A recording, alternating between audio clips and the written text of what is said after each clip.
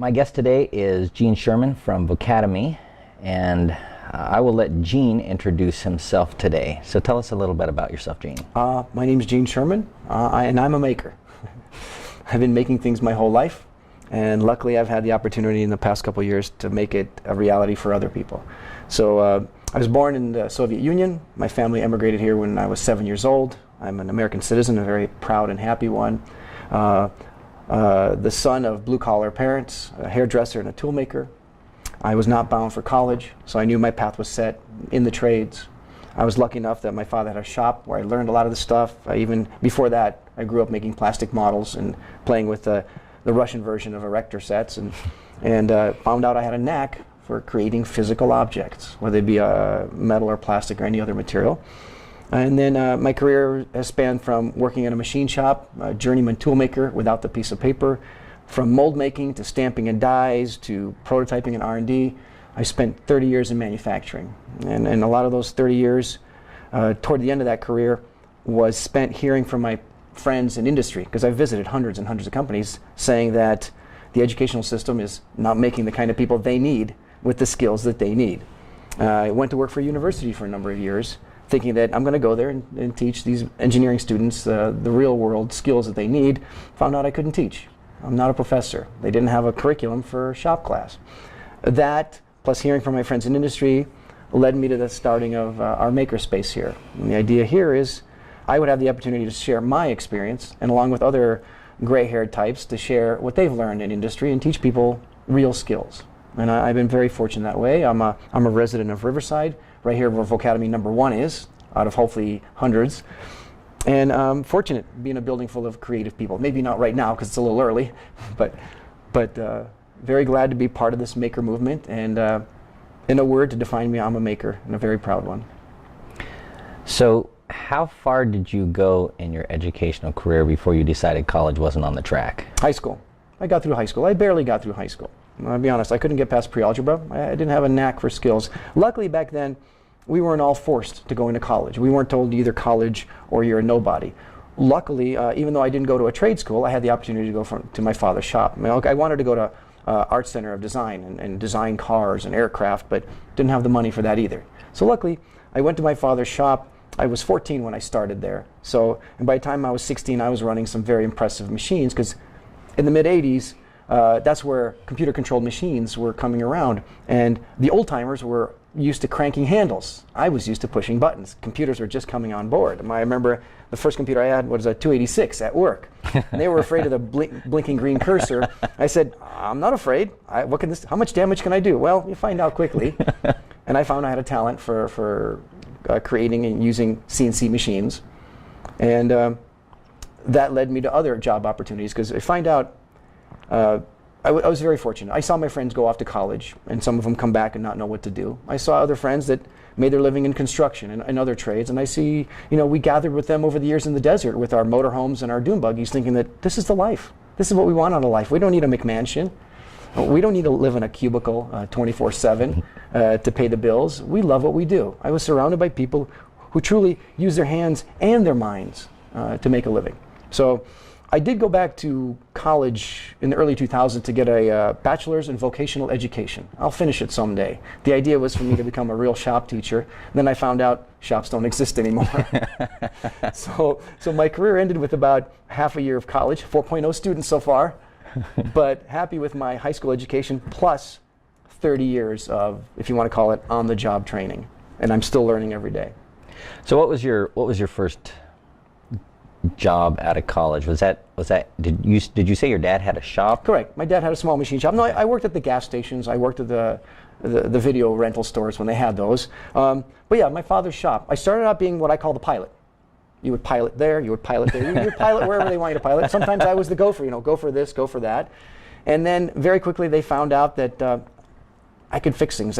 We were assembling these giant machines, and here comes this 15-year-old goes, I don't think that's right. Something doesn't look right about that. And the guys would come around going, hey, who mounted this? This is mounted wrong. Gene figured it out. So I started bandsawing parts. I spent months deburring metal pieces and bandsawing. I got really good, and I hated it. So that's when I found out I had the knack. So I started pretty much in my father's shop, and from that point forward, it's been in one type of manufacturing or another. Was that in aerospace or big commercial Everything. stuff? I worked for job shops. I worked for shops that I call them AFABs, anything for a buck. Then I worked as an applications engineer in name only, for a company that made electrical discharge machines, very high-tech machines for cutting metal. They would take a wire. Okay. You'd get a spool of 10 thousandths diameter wire, which is about 3 times thicker than your hair. They would electrify that wire, and it would cut through hardened metals of all kinds, using electricity as an erosion. Like a tungsten wire or something? No, it's copper-coated brass wire. And what would happen is, so imagine you have this wire, literally thickness of your hair, cutting steel, and what it would do, you know what a bandsaw has teeth, right? And the bandsaw bites with the teeth. Well, imagine you use a spark as a tooth. So thousands of times a second, a little spark would hit the metal, heat it up, cool it, okay. it would blow off a microscopic pellet of that material, and it would erode it. The wire would suffer the same damage, but the wire is constantly... Okay. So basically electron sandblasting. Basically, yes, yes, correct. So I went to work for that company because I got really good at running those machines, and they said, you're so good, you need to go teach other people how to do it. And that's how I got to visit all these hundreds of companies. And that was about how far into your machining career before you started? 5, 6 years. 5, 6 years. Yeah. And how long has it been since then, if I can ask? Yeah, I stopped running those machines in probably 97, so 1997. Wow. So it was about, my life in the machine tool business was about 15 years. 15 years. Traveling from company to company, not including starting my father's shop, a number of years there, and toward the end here, working for my own little shop that I started, and then at the university. All right. And so the university was most recent before Vocademy. Correct, before starting Vocademy. That was the final straw that broke the camel's back. So what was it there at the university that just sparked this, I've got to go start something? Because they weren't interested in teaching engineers real hands-on skills. In the past, when a student would go to an engineering school, it was an assumption that in high school they had shop class. Because they have that engineering desire. Well, no, they don't have that in high schools anymore, in middle schools anymore. So the engineers that are coming to engineering school literally have no idea about how to use a screwdriver, or the difference between using wood versus titanium. Yeah, they have the charts, they have the theory, they have the, but you know, can you put a wood screw into titanium? No, but how do you know that unless you've actually done it? So that was my dilemma. I went in there with rosy-colored glasses, thinking I'm going to teach, and they need to know this stuff, and they weren't interested. At the same time, I found out about the maker movement in the early to mid-2000s. Well, when did you start at UCR? I assume that's 2007. 2007, okay. 2007. So maker movement was already happening. I had my own shop following the maker movement. I had friends always ask if I can come over. I had a little shop behind my home before going to university. And they, hey, can I come over, use your tools? I said, I can't. I don't have the time to teach you. And more and more of the people wanted to do that. So I went to the university. At the same time, I said, okay, my battle in the university is difficult. Let's go to school districts. And I met with some of the superintendents, and they basically said, hey, Gene, you know, we have something called the A to G requirements. It's the college prep requirements. So A is reading, B is math. There's a year of drama, as if anyone needs a year of drama. You're going to get that plenty in your life. And then whatever G was, I thought, well, how come they're not teaching hands-on skills? And the school district says, basically, it's not in the requirements. We can't afford to put in $500,000 worth of shop equipment in every school. And it's not required. We're not going to do it. It's easier for them to fill a classroom with books and computers than it is with any kind of technology, especially, you know, industrial art stuff, which is supposedly no one does it anymore. Well, somebody built your home. You know, somebody designed that product in America. Somebody has to manufacture at least the prototypes. And people forget we're the second largest manufacturing powerhouse in the world, next to China. We still kick India's butt when it comes to making things. We've become more efficient. We just don't have the labor anymore. There's this massive skills shortage. And so all those things came together. In 2010, I decided, you know what, my future is in a place that's open to everyone to learn these skills. And started working toward that. And so now we're sitting in Vocademy a few years later, and you've survived a year, and it's actually looking good. It's getting there. It's getting there. When you create something so new, something out of what people expect, it takes time for people to buy into it, especially the school districts. We're not sure what to do with you. We need you badly. Same thing with the university. We need you badly. We realize that now, but how do we work together? Where do we get the funding? Because this is a private entity. I'm not a non-profit. This is a business, because my goal is to replicate hundreds of times all over this country. And the way I can do that most efficiently is a private business. Keep your prices as reasonable, as low as possible. Have the most efficient and effective classes. I don't have the time to teach people theory and history. That's what schools do. I only have time to teach you what you really need to know to get a job done. So tell me a little bit about because I know there's a couple of cool things that have happened in the last year around Vocademy. Tell me some of the coolest stories, maybe about the people that are here and about people that have helped make it possible. Oh, wow, where do I start? So this has not come out of some massive investment. There was no multi-million-dollar deal here. I call it, the first thing was the taking out from the Bank of Understanding wife. In other words, she said, "Okay, Gene, go ahead and quit your good-paying job at the university." I have a bank like that. I have a bank like that. So number one, a withdrawal from there, and I'm still taking withdrawals out of that. Just having her understand, my family understand that this is our life. I'm deployed, I'm off to war, and if I win the war, our family is set for life, and we win the battle, and there's peace and hands-on skills for everyone. So then we did a crowdfunding campaign. We wanted to raise $40,000. We raised 60. In this building is every piece of equipment I've ever owned, and stuff that's been donated, and some partner equipment from manufacturers of tooling and equipment that believe in what we're doing. Behind us are a couple of nice CNC mills and lathes from a company. I was admiring them a few minutes ago. From Southwestern Industries. They're prototrack machines, the best, perfect machines for this environment.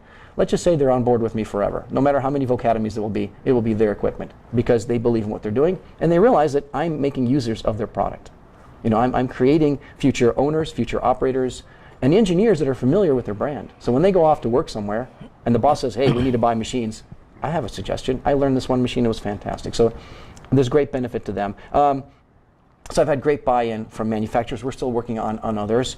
We're about 80% full in this building as far as equipment. There's a few things on my wish list. We still have to go. So as far as what's happened, we opened in October of 2013, so 13 months ago. A month later, luck or fate or hard work, a congressman toured our place. And that was phenomenal. He'd never heard of maker spaces. He'd never heard of the maker movement. Well, let's just say we had a little bit of an influence on him. And I admit his senior advisor was all into it. He believed it.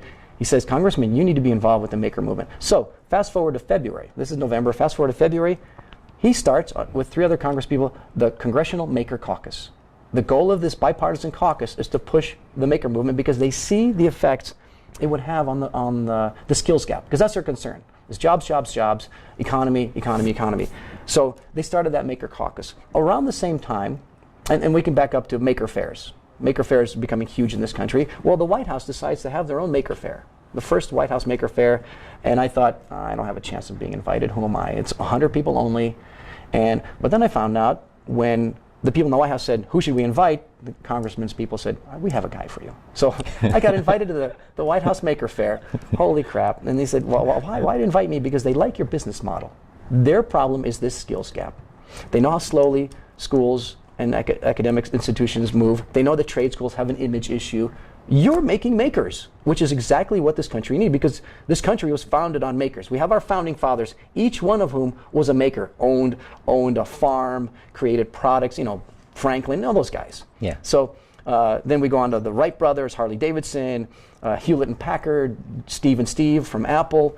So they realize that, wow, here's a movement that's making makers, but are they really teaching them? Well, us being the first education-focused makerspace, the White House said, you know what, let's invite them because their business model does make sense. They're teaching, they're doing the things that maybe schools will bring back someday. Until then, so I got there, no one handed me the $1 million check, no government entity said, oh, this is what. I met some amazing people, and that was in June. I got to the White House, and that's had a tremendous effect on us as far as our credibility and for what we're doing.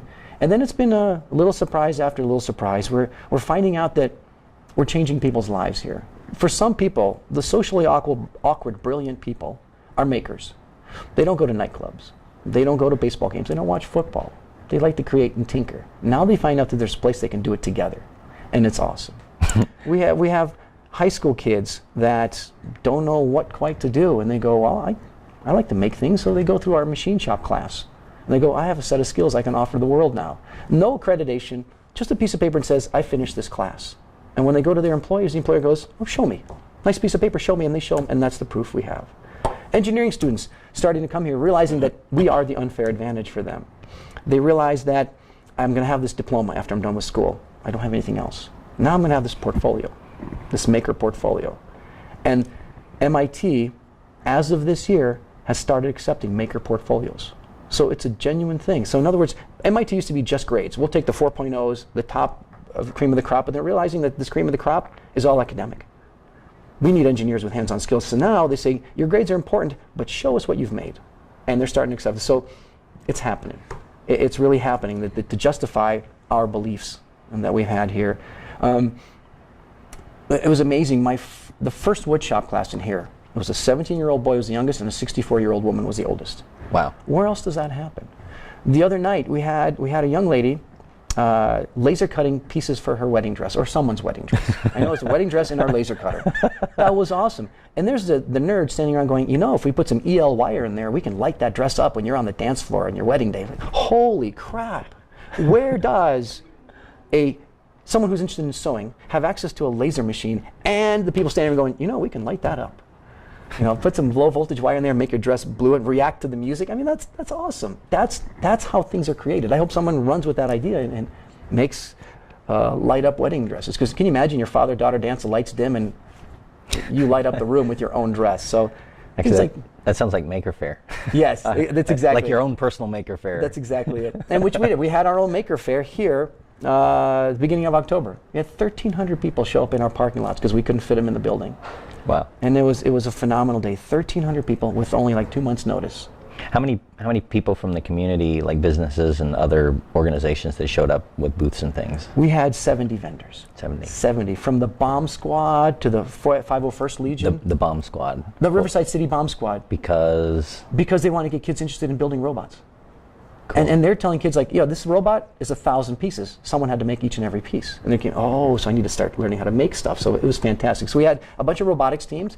So it's kind of like, here's your basic 5-year-old robotics. And down the lane, we had at the end the robotics team saying, hey, you want to join the sheriff's department? We need people who know how to fix these. To show people that, look, there's the end result of you learning about robotics. We had the 501st Legion, which are the people that dress up in Star Wars clothing. We had some people bring out their inventions. Some people bring out their electronics devices that they were selling. We had something called a Nerdy Derby set up, which is like a pinewood derby thing, but it was the world's tallest, longest pinewood derby with a giant roller coaster type feature to it. We had 3 R's Robotics comes out, which is a company that's making very cool hands-on educational kits. We had some other maker spaces show up because we're a community fighting for the same thing, to give people access to these tools. We built our own human foosball rink, which was, if you've ever played foosball, the table foosball, well, we had a 20 by 40 plywood boxed area with the pipe slider, so humans would hold onto the pipe and act like foosball players. It was phenomenal. We had the local live steamers, which is a bunch of old guys that build these massive steam cars, trains that you can ride on. We brought them over. They were showing them off to people. So we had the Batmobile here. We had an airplane in our parking lot. A flight school said, hey, can we come and teach people about flying? Sure, as long as you bring a plane and explain to people how planes work. Perfect. Perfect fit. So it's been a crazy day. I don't remember much of it, but it was phenomenal. So we're slowly growing. We're making relationships with school districts. Now they're calling us. We're working on grants with the university to send engineering students here. We're open to the community. So that's one thing that'll always be the case. No matter where Vocademy goes, it'll always be a maker space at heart. Anyone can come in off the street and become a maker. And now, normally we're 14 years old and up.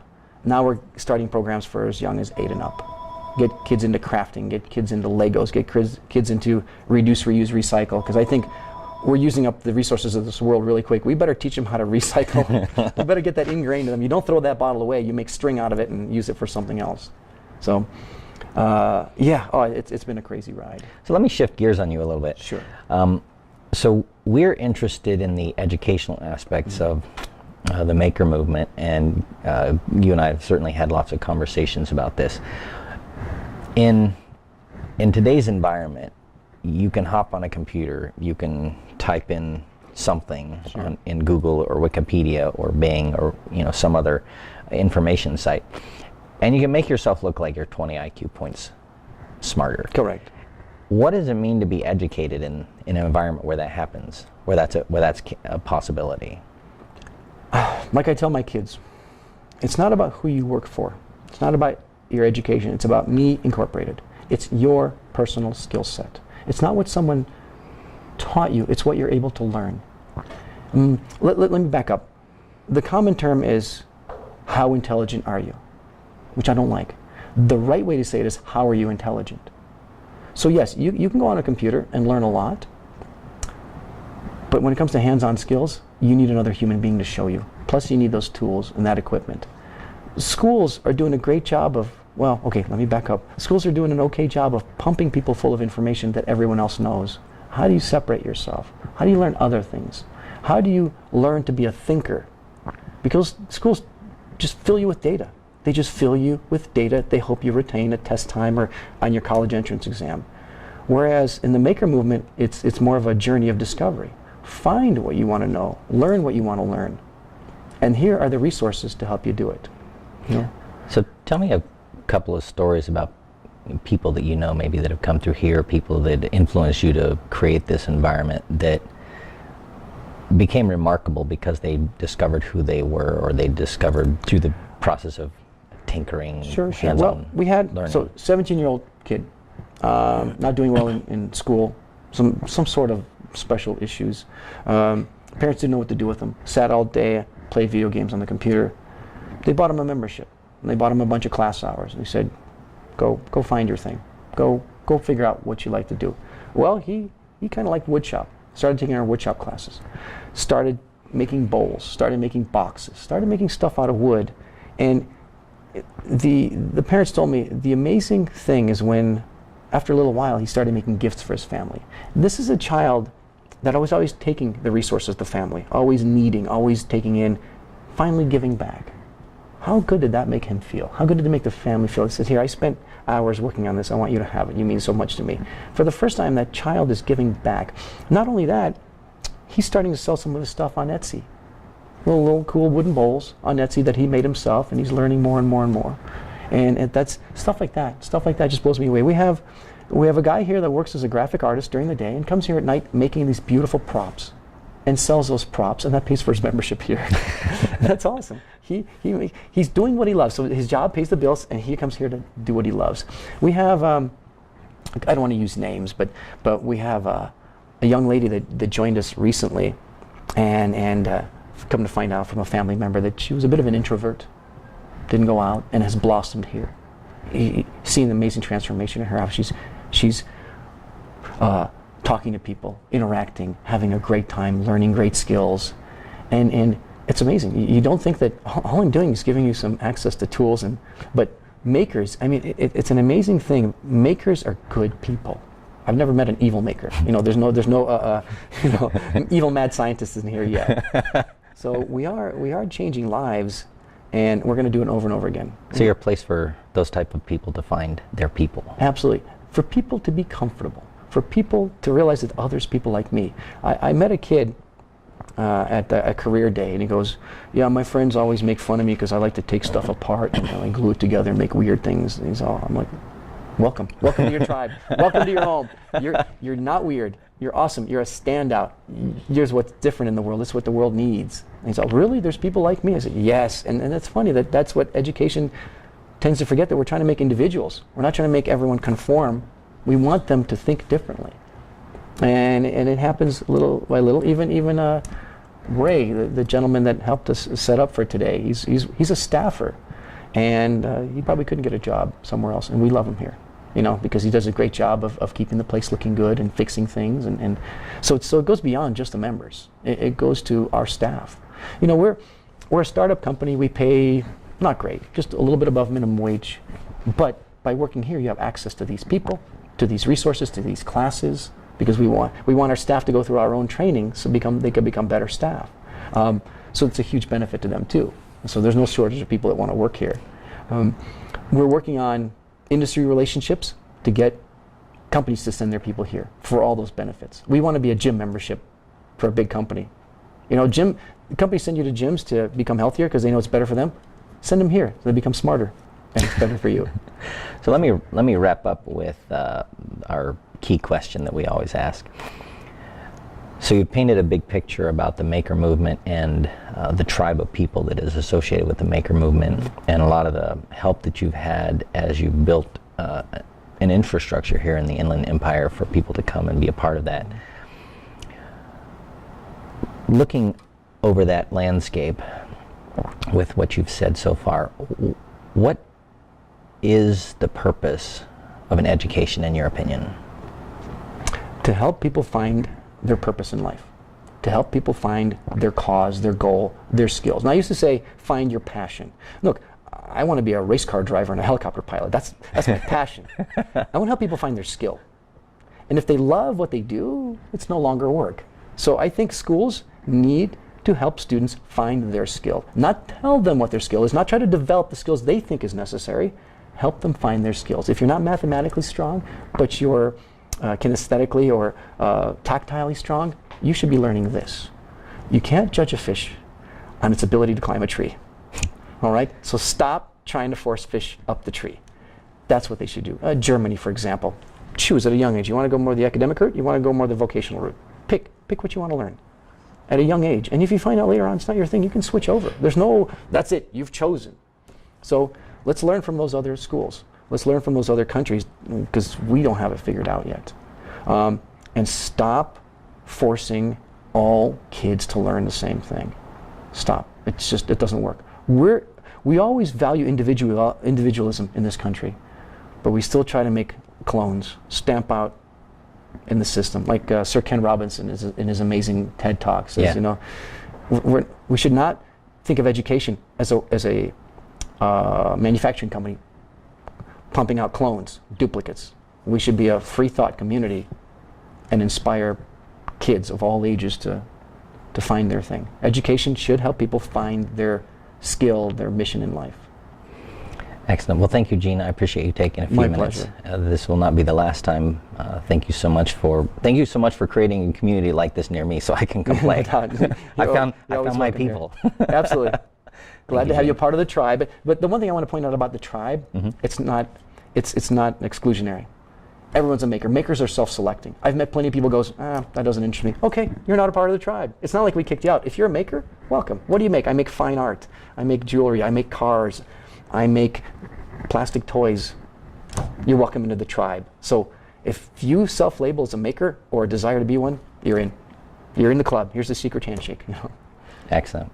Well, thank you for inviting us into the tribe. My pleasure.